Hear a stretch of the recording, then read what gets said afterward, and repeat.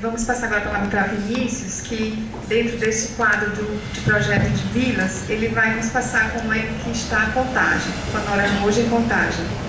Vinícius, ele é arquiteto e especialista em gerenciamento ambiental de bacias hidrográficas,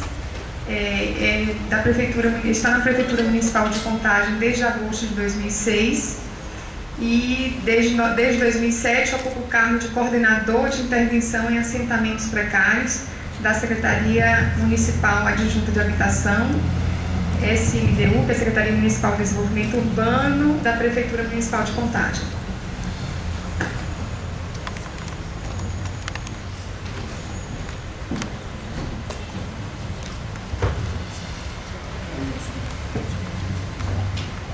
Bom dia. Eu vou apresentar um pouco da experiência da Secretaria de Habitação na temática de hoje, que é planejamento urbano em assentamentos precários.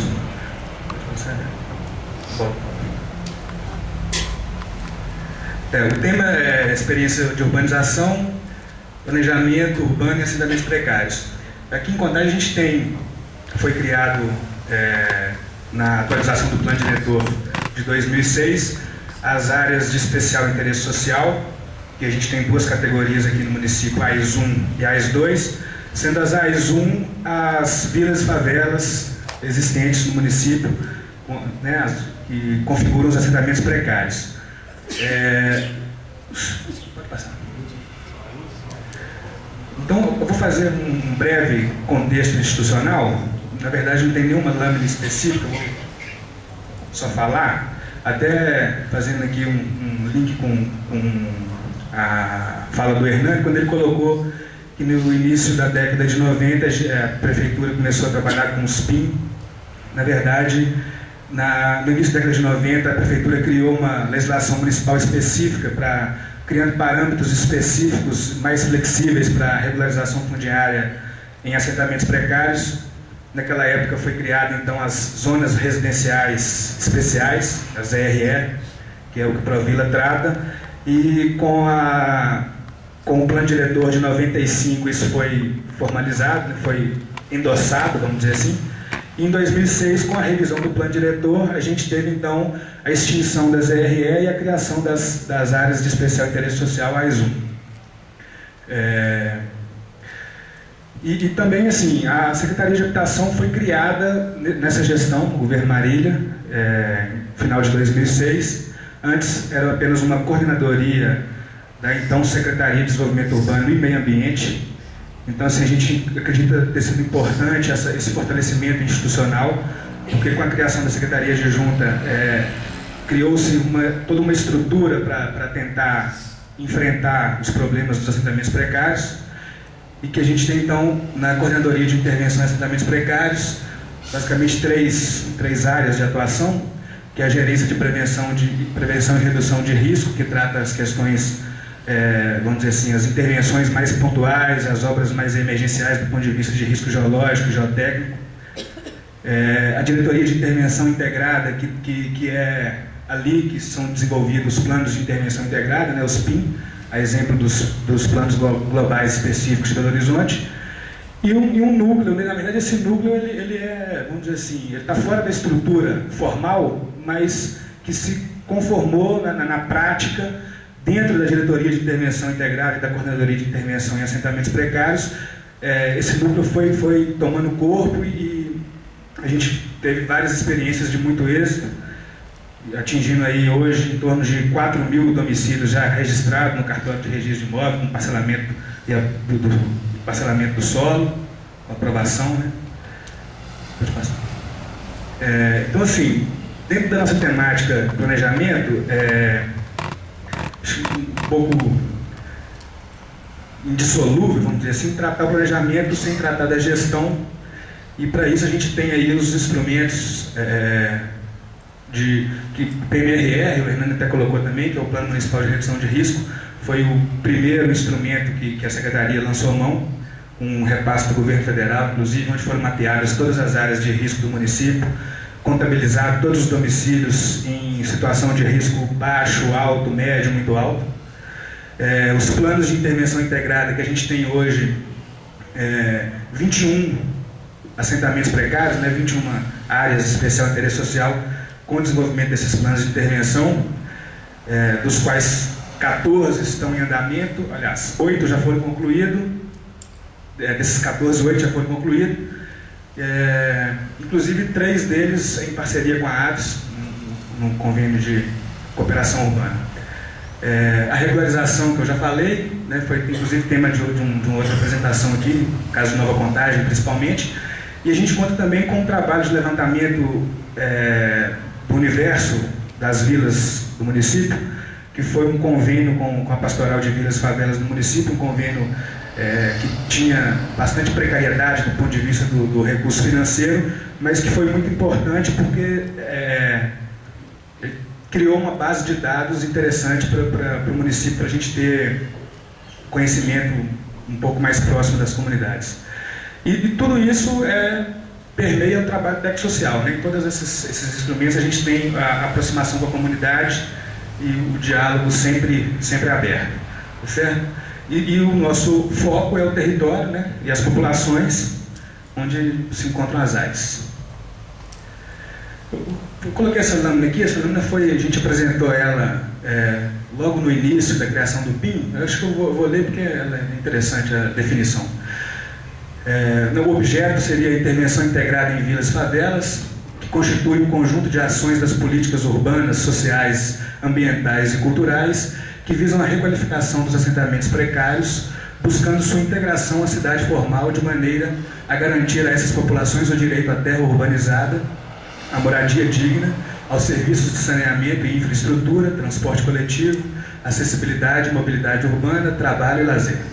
Tá? Nosso principal instrumento para as intervenções integradas são os PIN, né, os planos de intervenção integrada, que a gente assim, classifica hoje os PIN dentro do nosso setor como assim, além de um forte instrumento de planejamento, a gente acredita que ele, dentro dessa lógica da transversalidade aí das políticas, talvez a gente não tenha conseguido atingir os melhores níveis de articulação com as demais secretarias e às vezes até internamente na própria Secretaria de Desenvolvimento Urbano e aí abaixando um pouco, dando um zoom, às vezes até na própria Secretaria de Habitação, mas dentro do possível ele pelo menos provocou esse diálogo. Em algumas coisas a gente teve várias conquistas interessantes, em outras a gente não conseguiu avançar muito, mas o diálogo foi aberto e ele foi assim, um instrumento importante, além do planejamento, para o fomento da questão das intervenções integradas nessas áreas de vilas e favelas. Então vamos lá. É o estudo integrado concebido de forma a absorver as peculiaridades das vilas e favelas a partir de uma abordagem multidisciplinar e transversal, com a participação comunitária que ocorre principalmente por meio das comissões de representantes. A elaboração do PIN parte das questões urbanísticas, ambientais, jurídicas, socioeconômicas e organizativas. É um instrumento de planejamento que visa a definição de estratégias e de recursos financeiros para intervenções das urbanizações. O PIN também ele foi muito importante na captação do recurso. Tá? Eu vou falar disso um pouquinho adiante. Esse quadro ele foi montado no finalzinho de 2007, início de 2008, quando a gente estava apenas com 5 PINs, aliás, 4 PINs já concluído, um já na fase de proposta e um a iniciar, que era o de Nova Contagem. Tá? Então, assim, só para dar uma noção, no processo do planejamento, a gente tinha estimado, então, na Vila Barraginha, um investimento de 21 milhões de reais, na Vila Maracanã 7 milhões de reais, na Vila Paris 2 milhões de reais e na Vila Beatriz 10 milhões de reais. E na Vila Jardim Dourado 19 milhões. No caso de Nova Contagem, nesse momento a gente ainda não tinha estimativa do valor, e aí abre-se um parênteses aí para Nova Contagem que nós não chegamos nem à conclusão do cenário de propostas, e aí, em função de articulações políticas da prefeita e do quadro da prefeitura, foi conseguido a captação de 30 milhões de reais para intervir em Nova Contagem, através do programa do PAC Saneamento Integrado. Naquele momento, o PIN encontrava-se na fase de diagnóstico. Então, assim, a gente teve que fazer uma força-tarefa, vamos dizer assim, e tentar adiantar um cenário de urbanização, pelo menos para aquela área impactada diretamente com a obra de saneamento. E isso viabilizou essa captação de recursos. A gente tem também a questão do orçamento participativo, que é um instrumento de capilaridade para a gente poder chegar na comunidade, fazer essa participação ser efetiva. Vários dos PINs que eu apresentei, eles tiveram a origem no orçamento participativo, tá certo? Naquele momento da escolha, não como PIN, mas em função até da complexidade do que se pedia. Por exemplo, no caso da Vila Barraginha, naquele momento eles conquistaram recurso para pavimentação da principal via da vila, tá certo? E aí sabia-se que existia ali um histórico de risco, tá certo? Em função desse risco, a gente entendia que era preciso, então, fazer um estudo mais aprofundado da realidade desse risco geológico. Então, a gente teve todo um trabalho de persuasão da comunidade para que ela acordasse, pactuasse com o município o remanejamento do recurso que era para asfalto, para desenvolver o PIN. E com isso, no caso da Vila Barraginha, né, com a elaboração do PIN, fomentou-se toda a intervenção naquela vila, e o que era, na época, se não me engano, 200 mil reais para pavimentação, originou uma captação de recursos de 23 milhões de reais e depois uma complementar de mais 15 milhões de reais. Então, assim, mais uma vez eu ressalto aí a importância do planejamento para captar o recurso. Pode passar.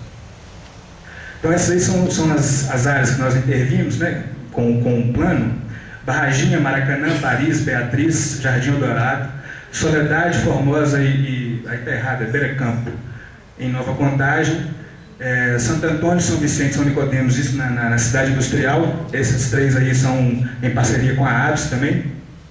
Pedreira, Santa Rita, Vila da Paz. E aqui faltam colocar, a gente não começou ainda, 7 vilas na região do Estrela d'Alva, São Mateus, que vão estar acoplados com um projeto de regularização fundiária lá, que a gente está já com previsão de ordem de serviço para esse mês. Já foi feita a licitação, já tem empresa vencedora e tudo mais. Esse slide aí ficou um pouco confuso, mas a intenção é o seguinte: mostrar assim, três grandes momentos do processo de urbanização: plano, projeto e obra, tá certo? Então ali nós nos encaixamos ali, né, na fase de plano, o PIN, e assim, entre a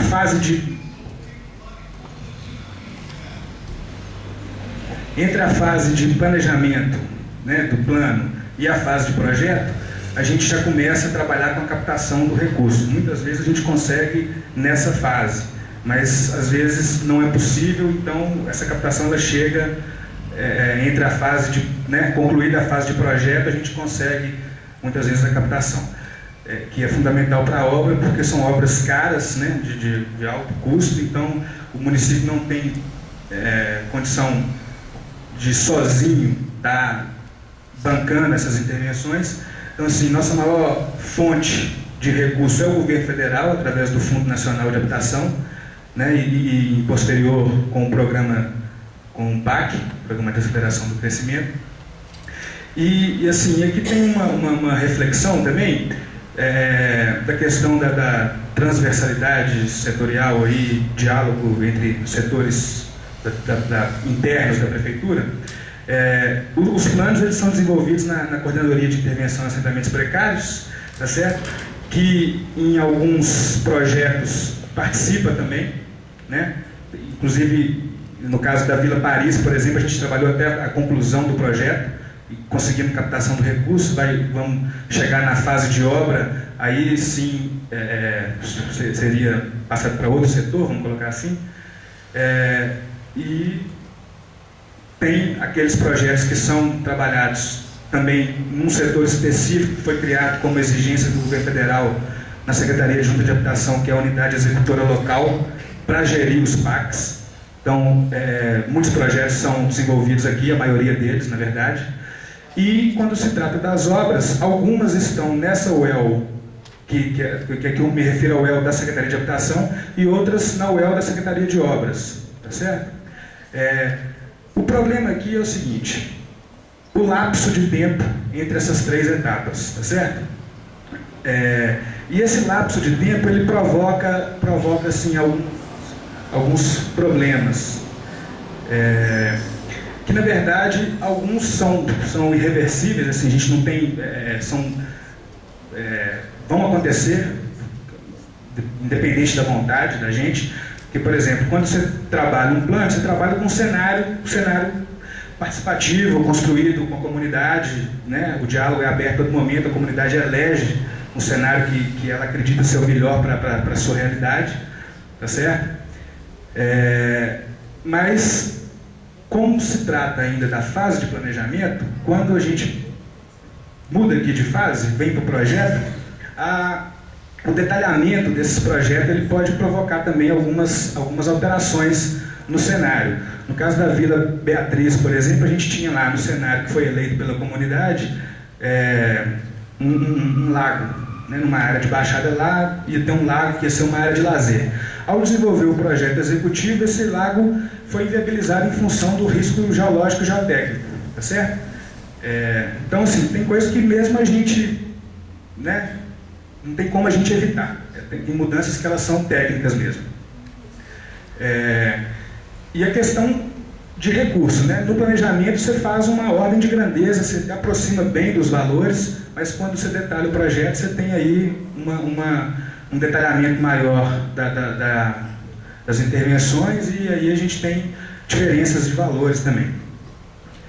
E quando isso chega na fase de obra, aí mais ainda, né? Porque aí você acaba deparando com situações que não estavam previstas nem mesmo no projeto executivo. Também tem essas adequações que elas são necessárias. Na verdade, aqui não é uma crítica à alteração dos projetos ou às adequações.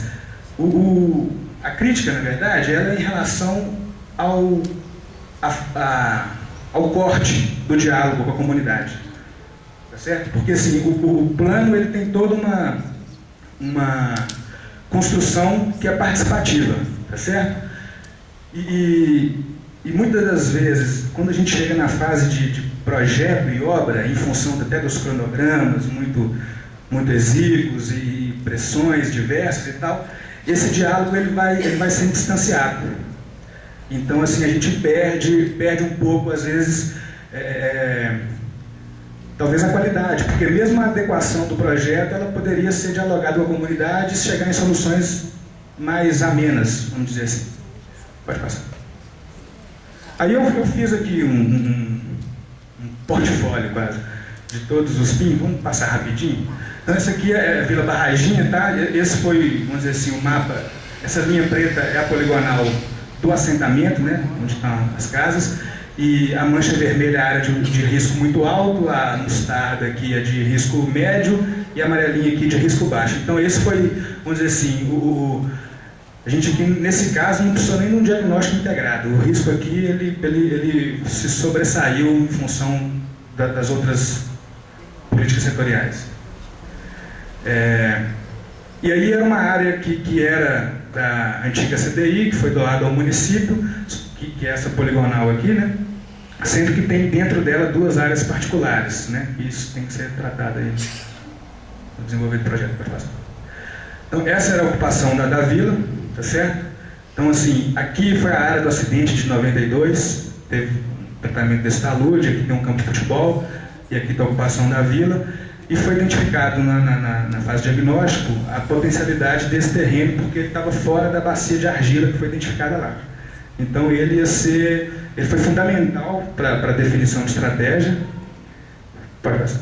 Então, essa seria a primeira reassentamento, né? Porque na verdade assim, o risco a gente teve que remover 100%, então a gente tem em torno de 500 famílias aqui sendo removidas na Vila Barraginha. Então esse primeiro bloco aqui esse primeiro conjunto seriam para 126 unidades.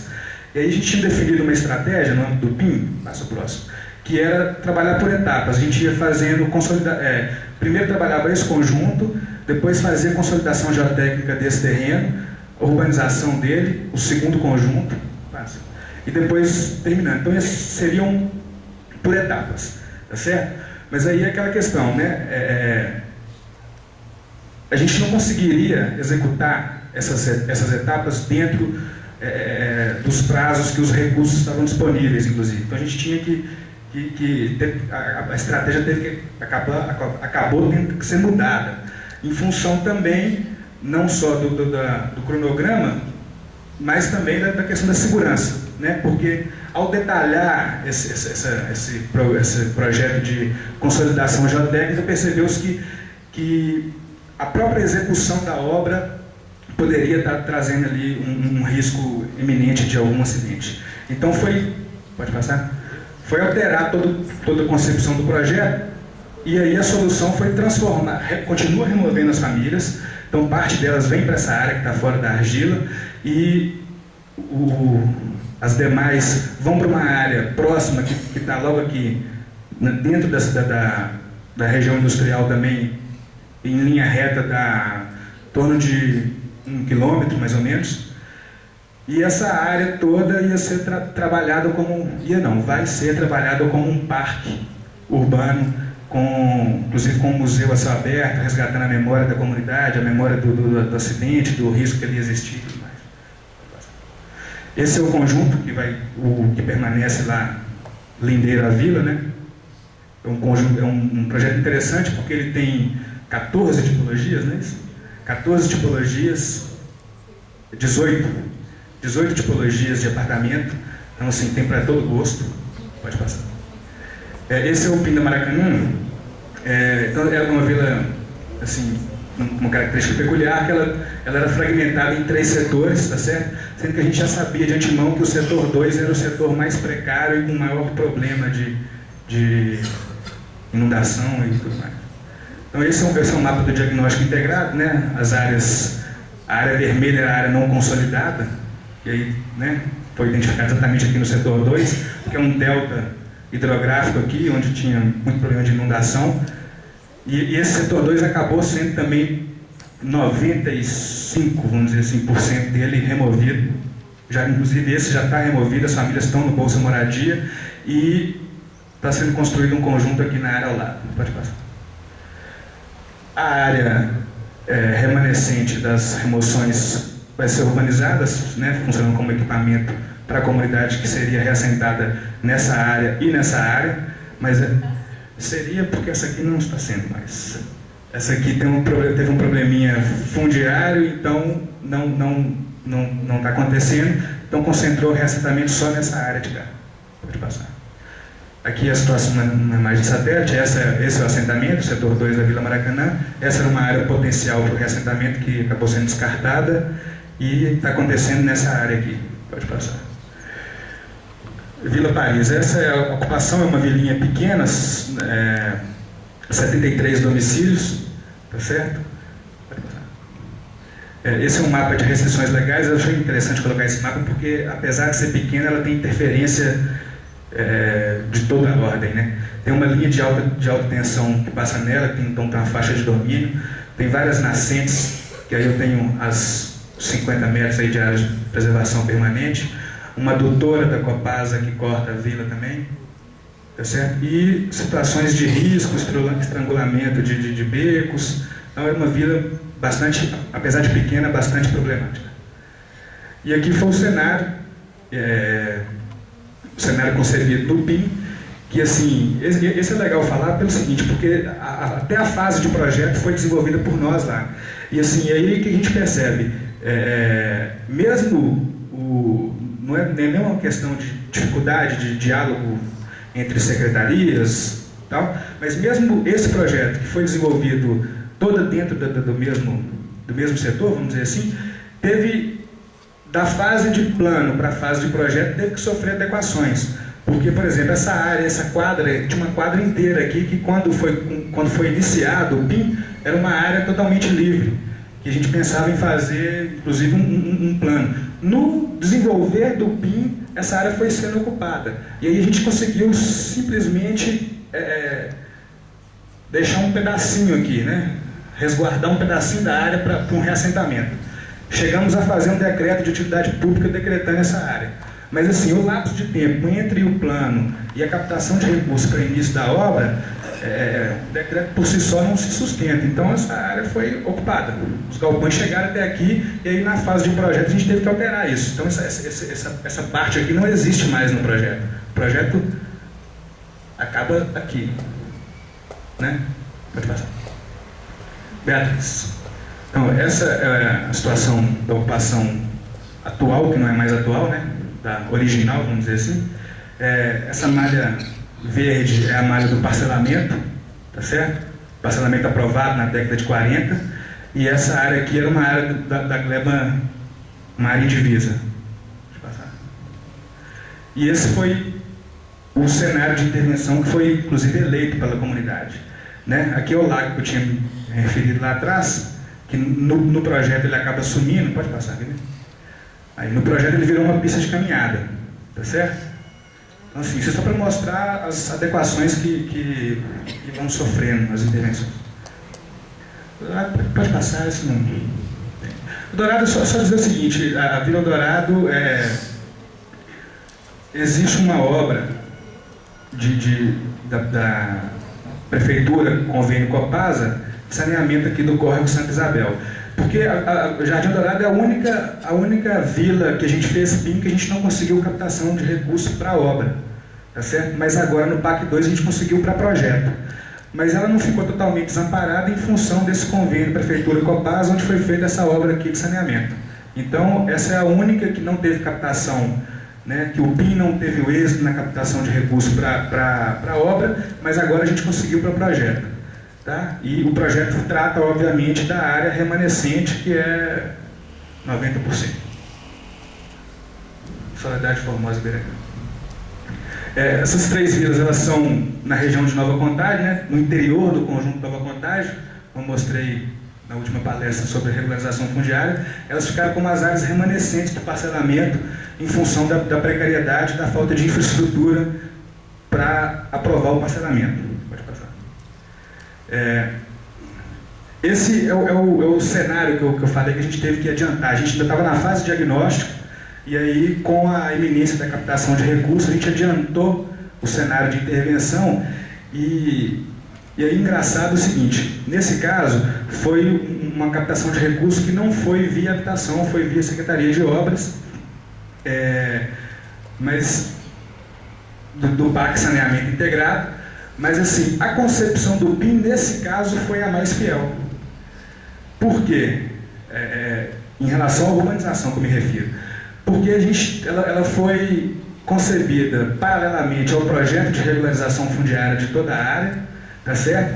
E o projeto já existia um projeto do convênio também, Prefeitura Copasa, com uma concepção antiga do projeto, que era quase canalização 100% do Beco Hércules aqui, que é o afluente do Córrego Retiro, que passa aqui nesse trecho. Esse projeto já tinha uma licença prévia no meio ambiente, e uma das condicionantes para a captação do recurso era a licença de instalação, a LI. E na licença prévia tinha como condicionante para se emitir a LI a alteração da concepção do projeto. Uma concepção mais ambientalmente correta, vamos dizer assim, córrego a leito natural, recuperação de mata ciliar e tudo mais. E o projeto o cenário do PIN foi pensado nisso, pelo menos o cenário parcial, né? Porque a gente não chegou a tratar as outras áreas favelizadas para essa etapa de projeto. Então, assim, basicamente, tudo que foi concebido foi executado, está sendo executado. Com exceção desse trecho aqui, que era fora da nossa poligonal de atuação, mas que aí foi incorporado ao projeto, tá certo?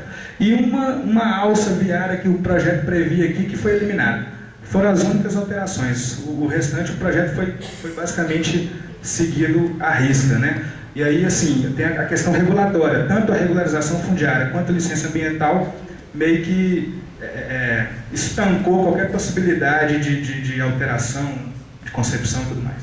Pode passar.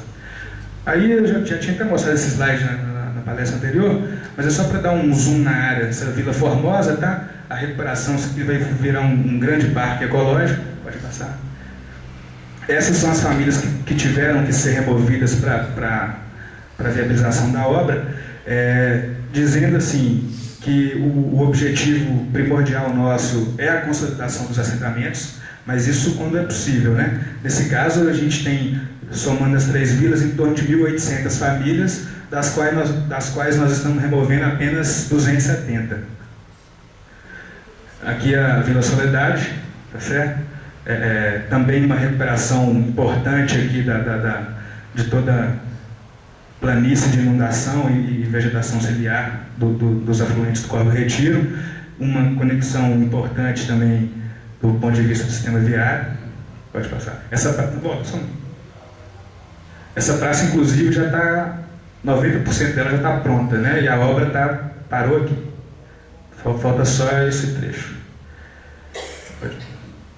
Isso são as famílias que foram removidas. Aqui teve uma remoção maior, porque essa era uma área muito insalubre. As famílias estavam praticamente dentro do córrego. Tá? E serão todas reassentadas nessa área próxima aqui, no bairro Retiro. Aí, aqui sim a gente pode falar, né?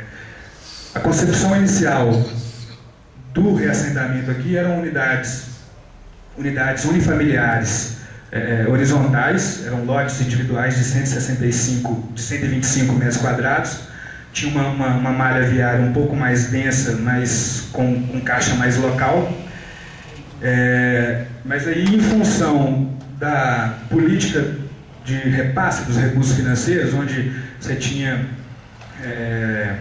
um limite maior de repasse para unidades verticais, acabou sendo mudada aqui a concepção do projeto, e aí são blocos que são blocos de 2 e 3 quartos, os rosinhos aqui são de 2 quartos e os azulzinhos de 3 quartos, tá? Mas, de qualquer forma, o projeto tem que ser ressaltado em função da escolha da área, uma área bastante interessante, tem uma área alta que tem visão para 3 municípios, você consegue ver daqui, e foi garantida, né, uma das coisas que, pelo menos, já que alterou tudo do projeto, hoje que a gente conseguiu garantir foi um espaço de convivência bem amplo e um potencial bacana. Aí eu coloquei só algumas fotos para mostrar a participação popular, né, em todo esse processo. Essa é uma foto do Parque Arrudas, na verdade, e aqui só abrir um parênteses, é o seguinte: o Parque Arrudas não é uma intervenção gerida pela Secretaria de Habitação, muito menos pela Secretaria de Obras. Na verdade, é uma obra que tem participação de todas as esferas de governo, assim, governo federal, governo do Estado, Prefeitura de Belo Horizonte, Prefeitura de Contagem, tá? Mas a execução da obra está a cargo do Estado, Departamento de Obras Públicas, o DEOP, tá? Mas a habitação, né, de qualquer forma, a gente consegue também fazer um diálogo, e a gente teve uma interferência também na solução arquitetônica das unidades. Pode passar. Essa aqui é a Vila Beatriz, a área mais precária da Vila Beatriz, que foi identificada no plano, né, como reassentamento 100% desse pedacinho aqui. Eram 64 famílias, pode passar, que foram reassentadas nesse conjunto habitacional. Está pronto, as famílias estão morando. Pode passar. Aqui é a Vila Maracanã, né, situação lá do setor 2 antes da demolição. Não chega acesso a palafitas lá do Alagados, mas uma situação talvez o que a gente tem de mais parecido. E aqui é onde está sendo construído o conjunto ao lado, e eles hoje estão no Bolsa Moradia, mas já está em vias de ser entregue as unidades. Pode passar. E assim, aqui eu mostrei só uma encosta, só para mostrar também as intervenções mais pontuais e mais emergenciais, que são nas áreas de risco, né? Então, isso aqui é uma área de risco de escorregamento, pode passar. E aqui né, a execução da contenção lá para erradicar aquela situação de risco. E é isso. Isso aí também é uma foto do Parque Arrudas, na entrega das unidades operacionais, quando o Lula esteve aí. Então estava lotado.